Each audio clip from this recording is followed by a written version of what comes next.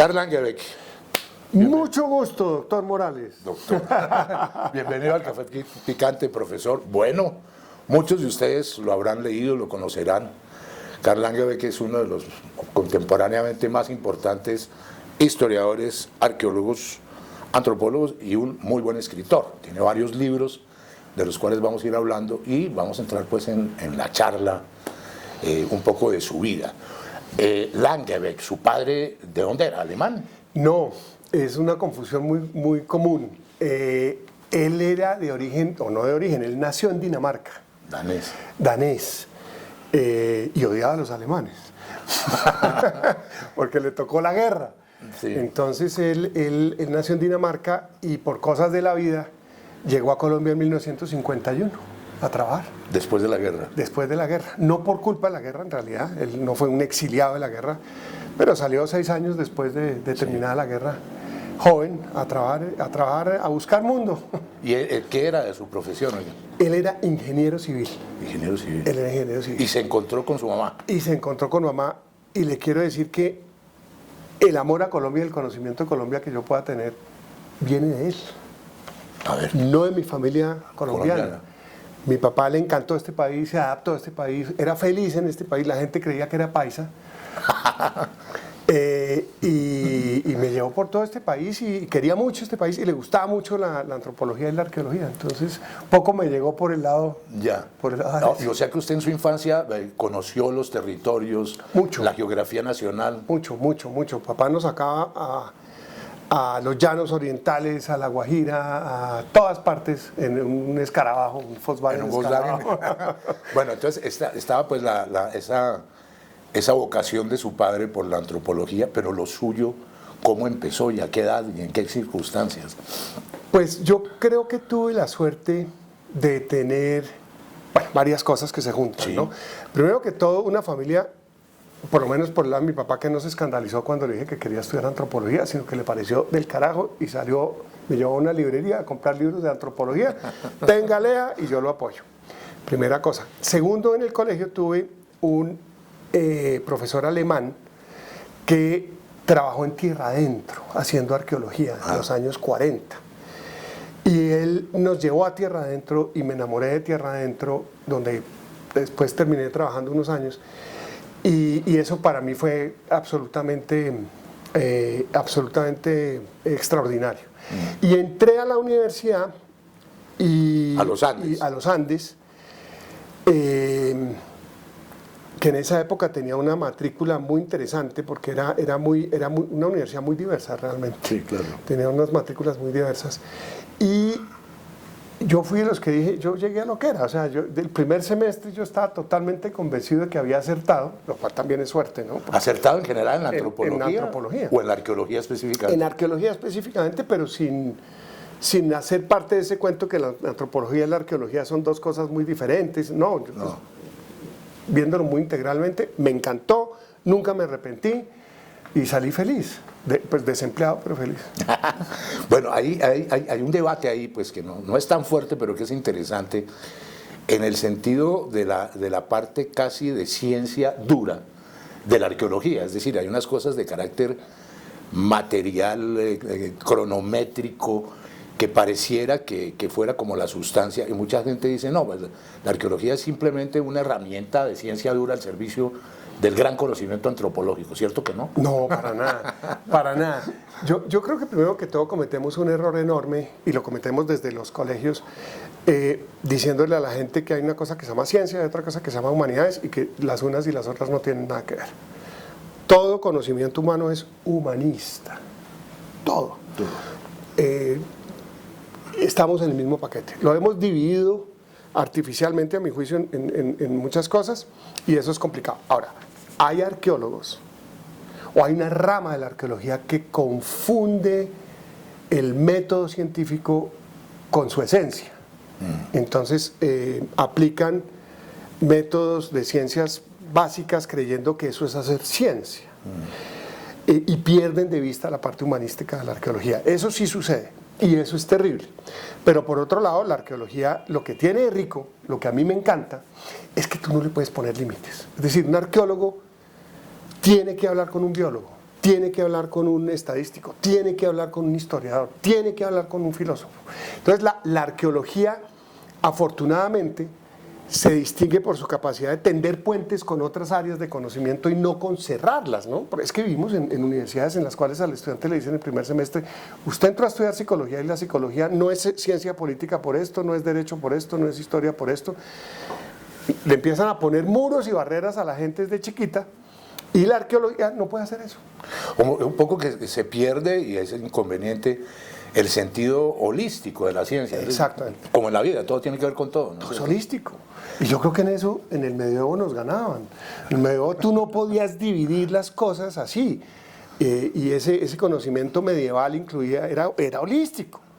Lo podemos mirar desde nuestros días con cierta sorna y lo que quieras. Sí. Pero yo creo que esta hiperespecialización de nuestros días es terrible. Terrible. Bueno, vamos a empezar un poco desmenuzando los libros más recientes e importantes de Carl y entendiendo de qué va lo suyo en el contexto nacional de la arqueología y de las ciencias de la antropología y tal. Bueno, hay un primer libro que se llama Los Muiscas, hay un segundo libro, hay otros más, pero que se llama Antes de Colombia, y un tercero que no lo tengo porque se me quedó por allá en algún lado, pero lo leí, que se llama Conquistadores e Indios.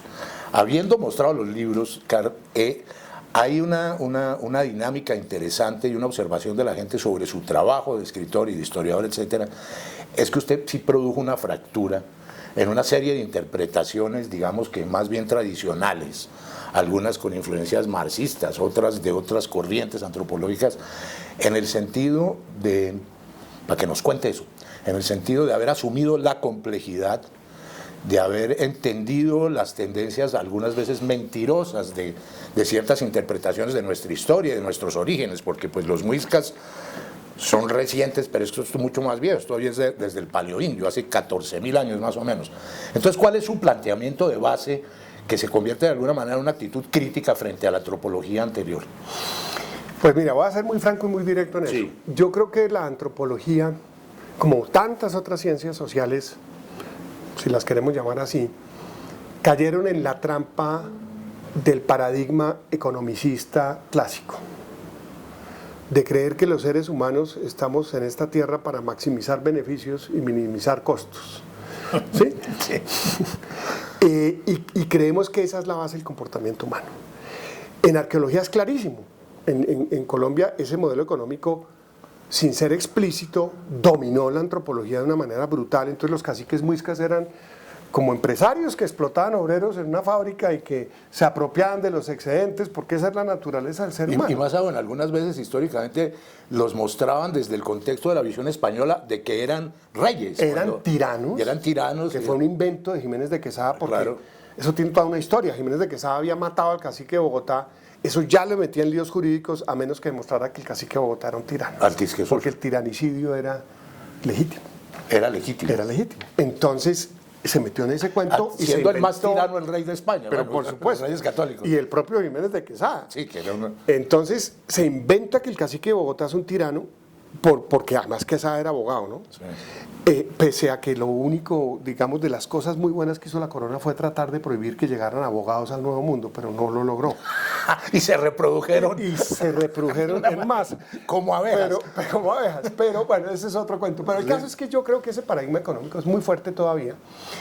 Y a veces se sustentan modelos estadísticos muy elegantes, muy bien hechos, sí, pero que tienen como error el punto de partida conceptual.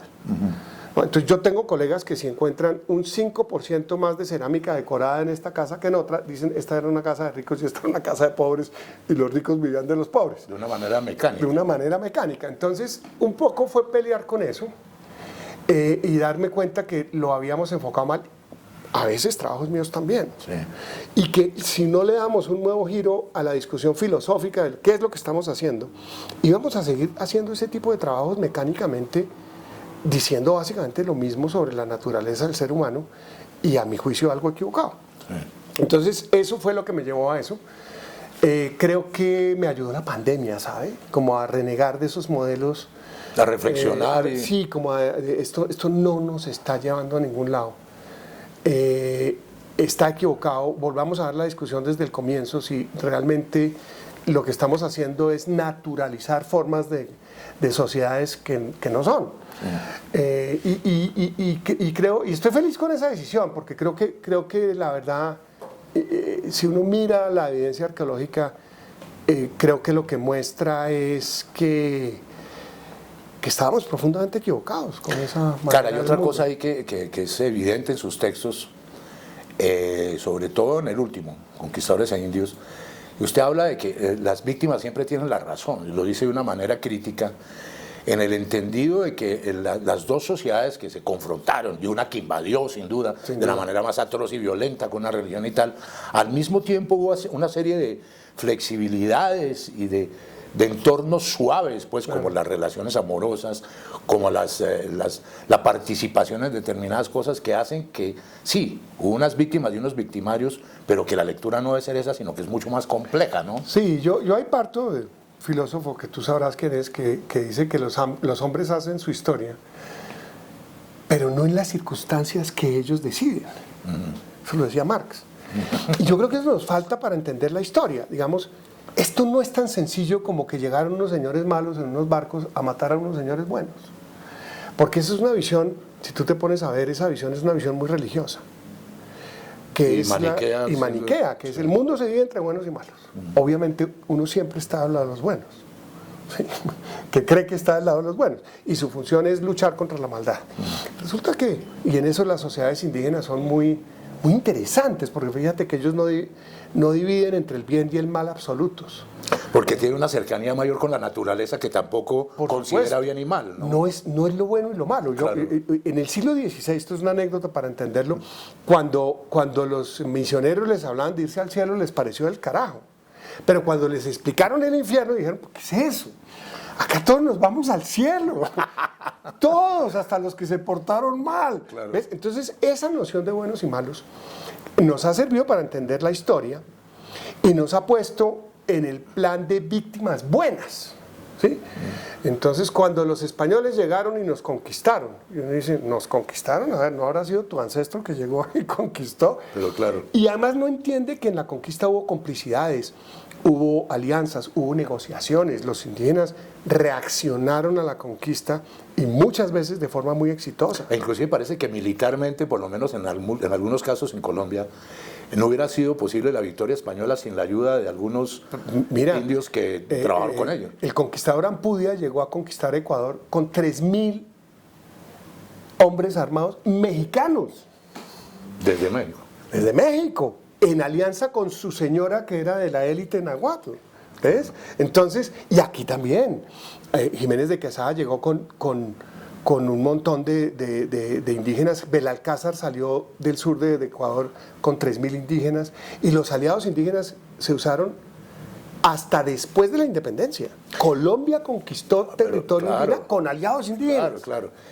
Carlos, ¿usted qué visión tiene de esa dicotomía contradictoria, desde luego, entre quienes consideran el encuentro de dos mundos, esa cosa suave? Sí.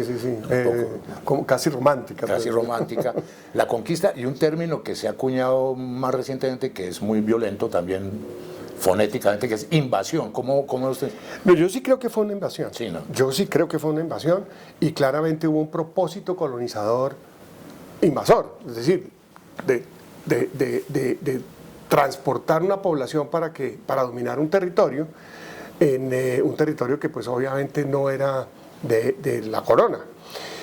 Yo sí creo que fue una invasión, pero es una invasión en la cual no todos los conquistadores, no todos los españoles que llegaron eran conquistadores. Lo primero que hay que decir. No eran militares todos tampoco. No, mira, ni tampoco todos eran ampones, aunque había una buena parte. No todos eran ampones. No todos los que pasaron por buenos eran buenos. Por ejemplo, Bartolomé de las Casas, que es el símbolo de la bondad, del indigenismo. Era un jodido. Sí, era un jodido.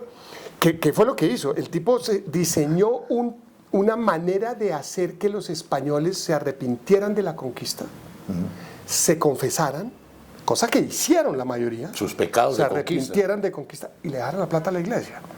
Qué lindo. Esa era la agenda. Entonces, ni Bartolomé de las Casas era tan bueno, ¿no? Sí. Ni los hombres que iban en una expedición armada eran tan malos. No siempre. De hecho, no tenían formación militar. No. Eran hombres de pueblo, la mayoría, que no tenían otra opción, que se endeudaban con el ánimo de enriquecerse. Permanentemente para armar sus grupos, ¿no? Totalmente endeudados, y la mayoría de ellos terminaron pobres, terminaron igual de endeudados o peor. Hubo alianzas entre indígenas y españoles clavísimas, incluso alianzas matrimoniales, Claro. que funcionaron. Hubo familias indígenas en el Ecuador. Encomenderos que eran herederos de un español y una indígena, por Claro. ejemplo, y que heredaban sus propios bienes. Claro, había casos en los cuales el encomendero era medio hermano del cacique. Exacto. ¿Sí? Que Entonces, podía ser enemigo que podía ser enemigo de su propia Claro, pero familia. hay una cosa que sí es notoria y definitiva, y es la ambición, es decir, Sí, la mala intención total de la dominación de América por los españoles. Y un poco, para que nos comente eso, el principio ese clásico del bullonismo. Yo acumulo y acumulo y oro y punto, ¿no? El lucro, que había sido tan mal visto por la Iglesia Católica, Sí, porque era pecado, Sí. empezó a ser moderadamente bien visto a partir del siglo XIII. Entonces el conquistador llega con la mentalidad de que es legítimo enriquecerse, es bueno enriquecerse, siempre y cuando tú en algún momento de tu vida manifiestes tu culpa. O sea, el ánimo de lucro en nuestra sociedad es un ánimo culposo. Una gran farsa, además, ¿no? Pues una gran farsa. Entonces, claro, el lucro implica que yo me lucro, pero entonces soy generoso, hago caridad, ¿sí? O dejo un testamento generoso. Eso es una cosa que se implanta mucho en la Edad Media. Y el oro pasa de ser un metal, digamos, hay una corriente de pensamiento que dice, el oro pervierte al humano. No, el humano pervirtió al oro. Que es un poco el punto de vista de los indígenas, para quienes el oro no era jamás un valor comercial, sino al contrario una representación mística, ¿no? Y era peligroso. Y era Fíjate que el oro muisca lo depositan en santuarios, y hay documentos del siglo XVI que lo dicen, que son muy bonitos. Aquí solamente puede entrar el chamán porque si no te enfermas. Y era la Fíjate enfermedad noción. social de la riqueza. El oro enferma. El oro enferma. En cambio, para el español, pues el oro se convirtió en el símbolo natural de la riqueza, Claro. de la ostentación, ¿no? Que todavía lo vemos en nuestra sociedad. Claro, ahorita nos vamos a este libro, pero para terminar un poco el tema general que llevamos de la antropología y de su punto de vista, pues un novedoso, la otra corriente es una corriente muy marxista, clásica. No, yo estudié de esa vaina y Marx 1, 2, 3, 4 y 5 y todo, ¿no es cierto? Con las necesarias relaciones con el estructuralismo, en fin. Eso es el concepto de lucha de clases, pero de clases de marxismo. Sí. Y en la nacional. No, y no era lucha, era locha. La lucha de clases. Bueno, ¿qué tan revaluada está esa visión que era pues decimonónica en un principio, pero también largamente aplicada en el siglo XX en Colombia y en otros países de América Latina, de una mirada única y exclusivamente enfocada dentro pues, de la lucha de clases, evidentemente, sobre la historia y la antropología? ¿Usted qué recoge de ahí y qué...? No, yo recojo mucho. Sí. Yo creo que la crítica más sólida que existe al capitalismo sigue siendo el marxismo. Sin duda. Sin duda alguna. Creo que ha sido mal aplicado en muchos casos. Te voy a dar un ejemplo.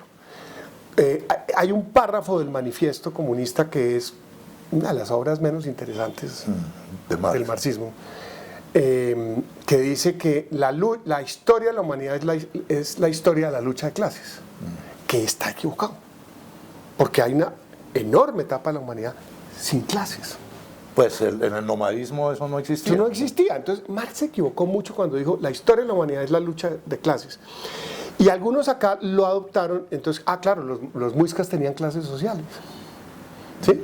Y escribieron en los 70s un montón de trabajos, unos buenos, otros no tanto, en fin, en que los zipas y los saques eran una clase social que explotaba. Entonces hubo interpretaciones equivocadas. Mecánicas, además. Mecánicas, Sí. que además renuncian al principio más básico del marxismo, que es dudar de todo. Claro. Uno tiene la base de la ciencia. Es la base de cualquier pensamiento crítico, es eso. Entonces, eso fue muy complicado, pero sigue siendo muy poderoso. Ya. Bueno, los muiscas, no los chipchas, los muiscas. Este libro de Carl nos trae unas cosas muy, muy, muy nuevas sobre los orígenes, el desarrollo, la migración de la sociedad muisca, que para que empecemos a hablar, no son de acá. Como tantos pueblos venían de otro lado, venían de Centroamérica, de Honduras, y se esparcieron hasta cierto punto de Colombia, no pasaron mucho del altiplano hacia el sur y en otras partes. Como dicen los españoles, ¿de qué va este libro, Carlos? Bueno, ese es un libro que fue interesante porque yo estaba muy metido en la producción académica científica, entre comillas, hasta que descubrí que eso es un desastre absoluto. ¿Sí? Eso se volvió en las universidades el culto a la producción fordiana de textos irrelevantes. Para publicarlos en revistas indexadas. Revistas indexadas, y te dan una bonificación, y entonces la gente hace unas redes para publicar 50 artículos al año, probablemente no se ha leído la mitad, y las universidades dicen que eso es la berraquera. Competitividad capitalista. Una vaina horrible, sin ningún sentido. Como diría un amigo mío, es una producción muy deslactosada. Ah, ya. Muy deslactosada. Descremada. Descremada. Yo siempre cuento la anécdota. Cuando yo entré a estudiar, los profesores publicaban. Ya no publican, ahora producen. O sea, hemos llegado... de frente, productividad. Sí. ¿Cuáles han sido sus productos? Entonces, pucha, pues yo no... Bueno, eso es una vergajada. Sí. Y le está haciendo un daño a las universidades horrible. Y eso se va a caer. Y se va a caer no porque sean intelectualmente desastrosas, sino porque está siendo muy caro. Por las propias dinámicas de... Además toca pagarle a las revistas. Para poder publicar. Para poder publicar. Bueno, eso es una cosa vergonzosa. No quiero decir que publicar internacionalmente esté mal, por supuesto que no. Pero esto fue interesante porque esto fue un estudiante mío que llegó a mi oficina un día y me dijo, Carl, yo tomé su curso de etnohistoria, yo estoy trabajando en una editorial, yo quiero que usted haga un libro sobre los muiscas, pero que no sea acá para los académicos únicamente. Y le dije, ay, qué dicha. Porque, perdón, porque evidentemente en los libros de Carl no son únicamente ni para intelectuales ni para gente enterada. No, están escritos de tal manera, con una muy grande profundidad histórica y con un rigor, de tal manera que es un encarrete buenísimo. Es decir, es como leerse una historia, una novela. Bueno. Pues yo creo que, mira, eso que estás diciendo es clave porque yo creo que la academia ha perdido su capacidad de hablar con la gente. Y de seducir. Y de seducir. Uno lee uno de esos artículos, no todos, siempre generaliza, pero uno lee uno de esos artículos y dice, ¡qué mamera! ¡Qué petardo! ¡Qué petardo! ¡Qué jartera de vaina! Si hay algo encantador es la ciencia y se lo están quitando el encanto. Se lo están quitando, la están matando, poco a poco la están matando. Yo conozco académicos que me han dicho, este artículo lleva mi firma, yo no lo leí nunca. Hace parte de unas redes. Casi como si lo hubiera hecho la inteligencia artificial. Es que casi como si lo hubiera hecho la inteligencia. Entonces, la verdad, los muiscas, sí. Eso fue una oportunidad maravillosa de decir, oiga, yo toda la vida he trabajado en los muiscas, escribamos un libro que sea más asequible. Creo que no lo logré del todo, pero bueno, fue el primer ensayo. y quedé contento, y sobre todo me descrestó algo que debo decir, oiga, que hubiera gente que lo leyera.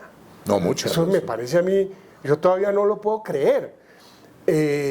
Y me encanta porque descubrí un mundo, o sea, yo nunca volveré a esa academia del artículo indexado Q1, no porque no vuelva a publicar artículos académicos, seguro que sí, pero eso no va a ser mi vida, afortunadamente. Yo me metí en este cuento, estoy feliz con él, no lo cambio por nada, pero además partiendo de un principio, y es que lo que a veces llamamos despectivamente la divulgación científica no puede partir del hecho de considerar que el lector es un inválido. El lector que no haya estudiado antropología es un interlocutor válido.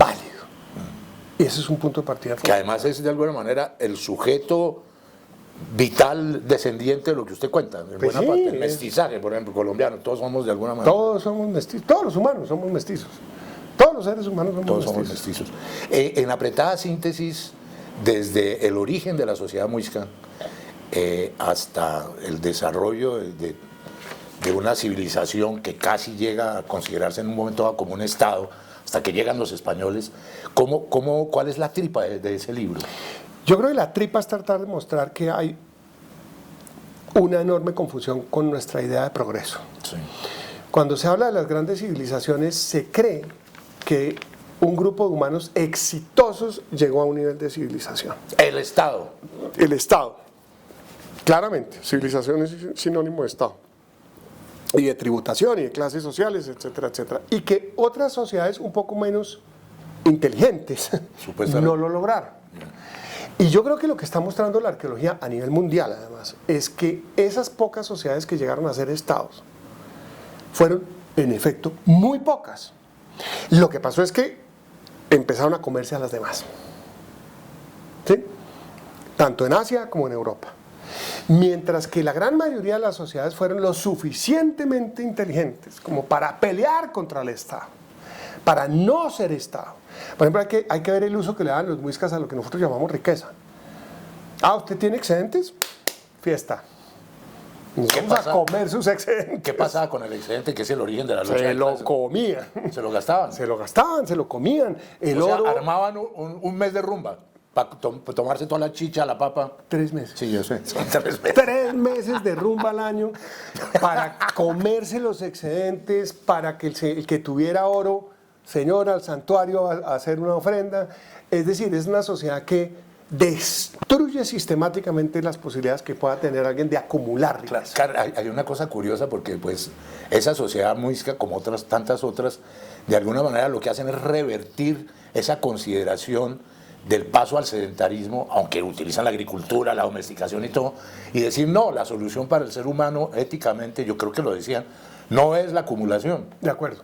No es la acumulación. Los indígenas y los españoles no era todo lo contrario. El oro como motivo de riqueza, que es lo que nos sigue moviendo.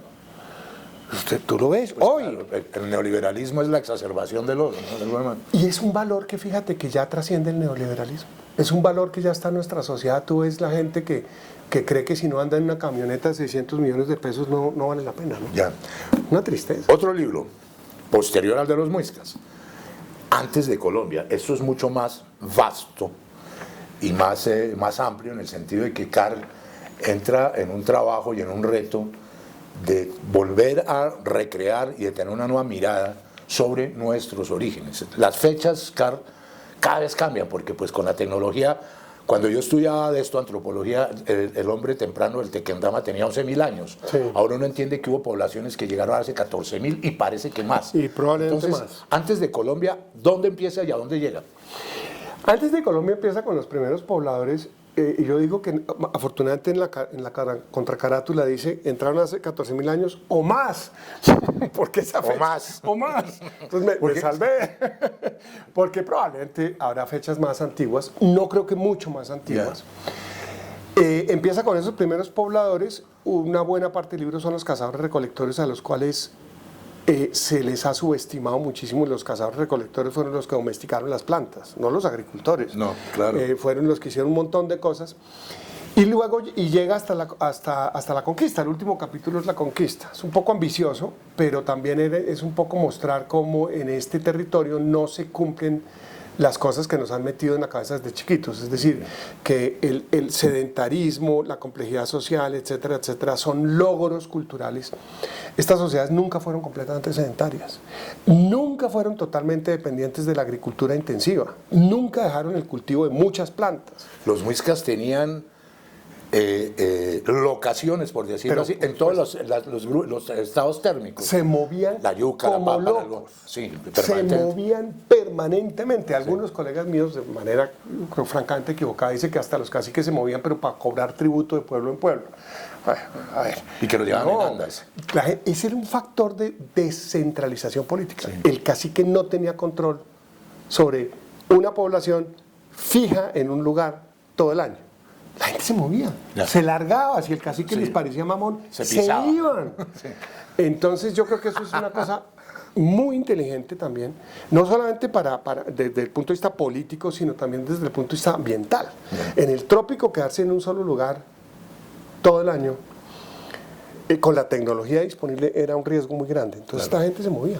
Claro, mezclemos un poco los muiscas con Antes de Colombia y con indios y conquistadores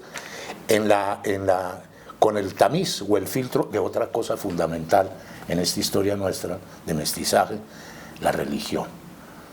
Un cierto animismo, el solarismo, el politeísmo de las sociedades precolombinas, y por el otro lado el bacatazo del monoteísmo, la religión y la espada. Sí. ¿Cuál es tu visión, digamos, general para...? Hay un libro que te recomiendo mucho de un señor, un historiador inglés que se llama Tom Holland, que se llama Dominio, Ajá.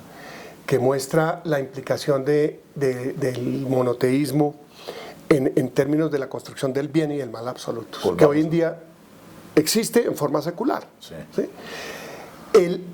Así como los indígenas no tienen la noción de bien y mal absoluto, tienen noción de cosas correctas y cosas incorrectas. Y códigos Y también. códigos de conducta, Claro. y jerarquías, eso lo tienen muy claro. Pero fíjate que una de las diferencias más grandes en la manera de ver el mundo, esto la etnografía, sobre todo la etnografía amazónica, la muestra muy bien, es que para las comunidades indígenas, los animales, las plantas y las cosas tienen poderes, tienen alma. Digamos, no sé si la palabra alma sea la mejor, quizás. Ánimo. Ánimo. Ánima. Tienen capacidad de actuar por sí mismos, tienen poderes. Fíjate que el capitalismo es imposible con esa concepción de las cosas, porque la riqueza por sí misma, la riqueza es inanimada, ¿sí? Es algo que cae bajo el control del ser humano. El ser humano domestica las cosas. Y no hay ninguna moral. No hay porque es ninguna un ser moral, inanimado. porque es un En ser cambio, inanimado. claro. En los seres humanos no tienen límite con los animales, que son capaces de tener vida social y acción. Por ejemplo, lo más divino que hay, a mí me parece que uno de los animales más importantes para los indígenas son los perros y las abejas. Porque las abejas tienen comportamiento social, construyen casas, trabajan comunalmente, bailan, tienen una reina, en fin, ¿no?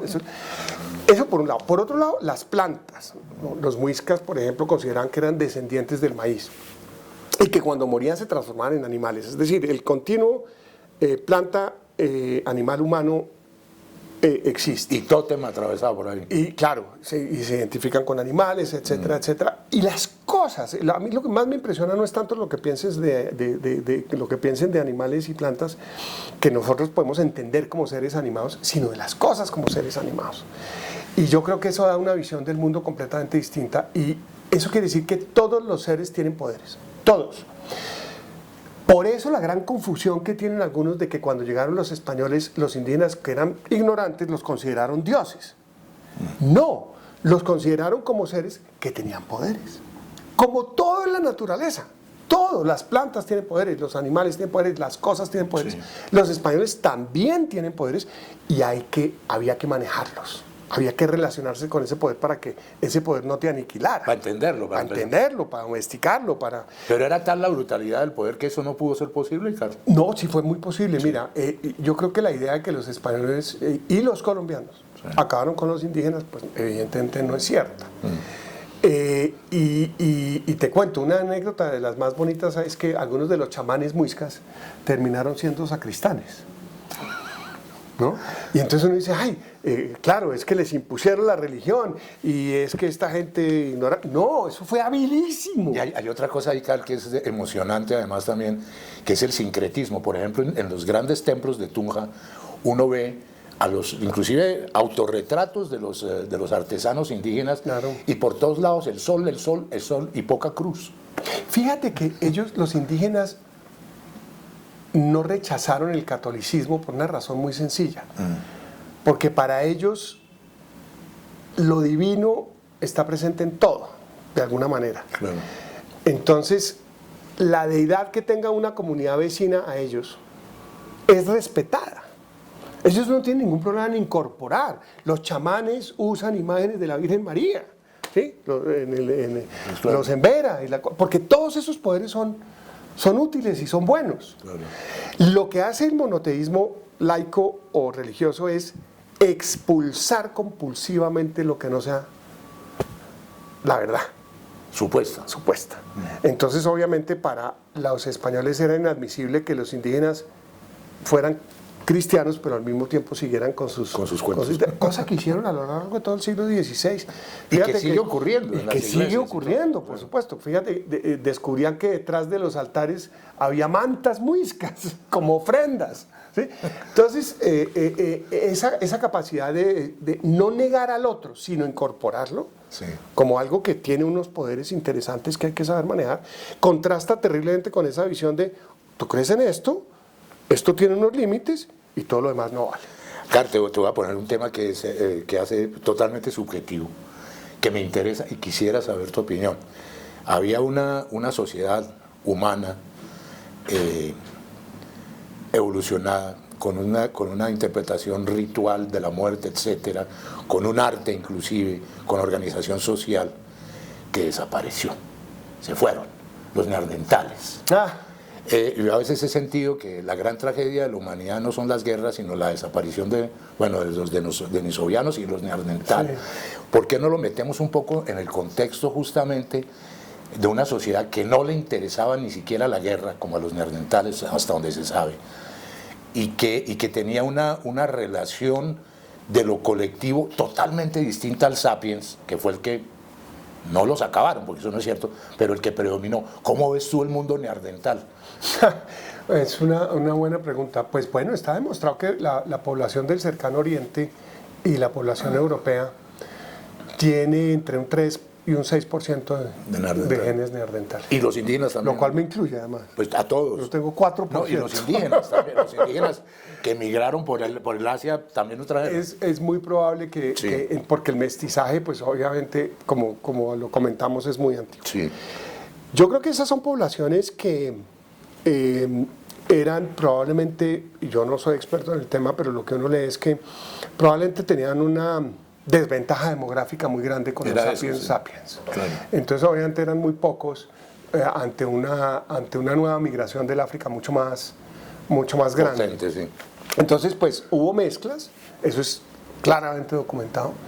No estamos hablando de dos especies distintas, que no se podían cruzar, ni mucho menos. De hecho es que se reprodujeron. Y probablemente el caso de los neandertales es uno de varios que se dio en la historia. En Asia parece haber otros linajes humanos que ya tenían ciertas características muy distintas y luego también fueron avasalladas, digamos, por otras ramas más grandes, pero también en forma de asimilación, ¿no? Listo. Hay otro elemento fundamental en la vida de un antropólogo arqueólogo, que te lo pongo en tus manos para que lo manejes, es el campo, el terreno.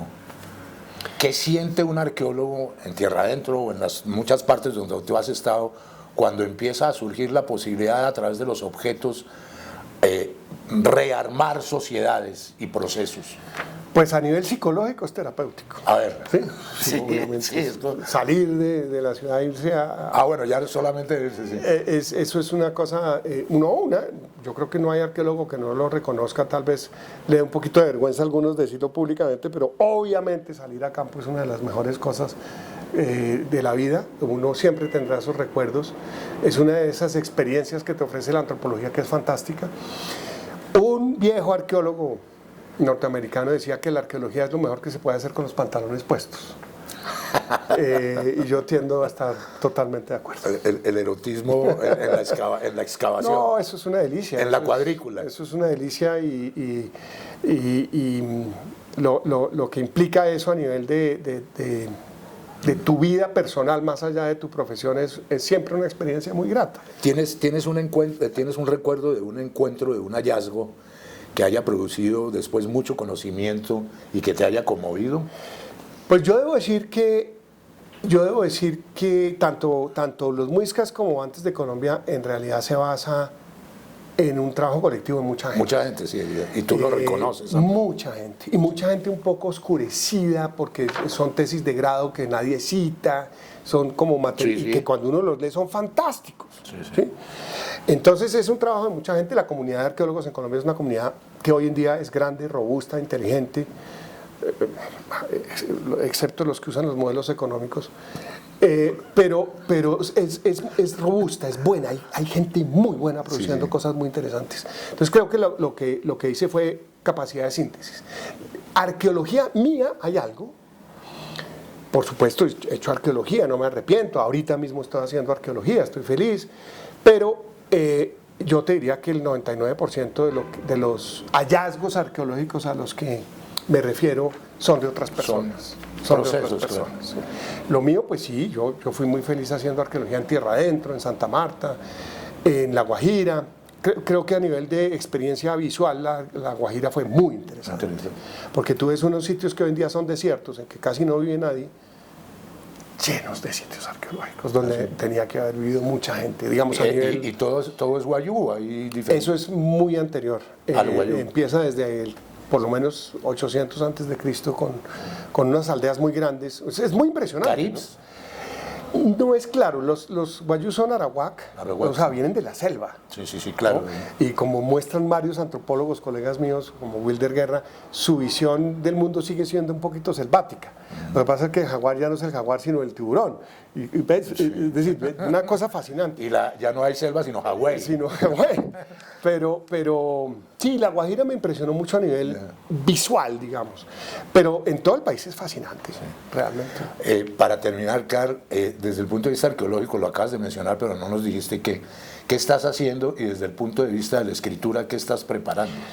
Estoy haciendo arqueología en el sur de la sabana de Bogotá, que es una zona muy interesante porque es una zona de un poblamiento muy denso, mucho más denso que el norte. ¿Te refieres a Usme? No, más al sur. Quiero trabajar en Soacha. En Soacha, sobre el tema muisca. Sobre el tema muisca. Los muiscas vivían mucho más en el sur de la sabana que en el norte, claro, que es mucho más sano, entre otras cosas.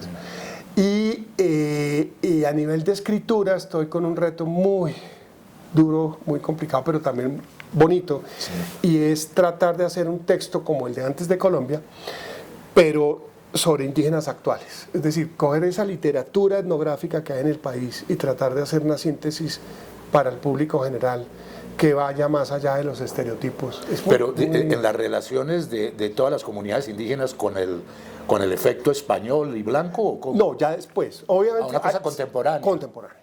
¿Y qué comunidades consideras? Estoy cogiendo etnografías de tierra adentro, del Amazonas, donde se han producido cosas increíbles, de los Embera, de los Cuna, de los Guayú, de los Kogi. Es un poco ambicioso, pero bueno, me gusta. Bueno, esperaremos leer tu libro. Carl, un placer. Qué chévere nuestra conversa. Eso digo yo. Muy amable. Chao, nos vemos en la próxima. Café Picante.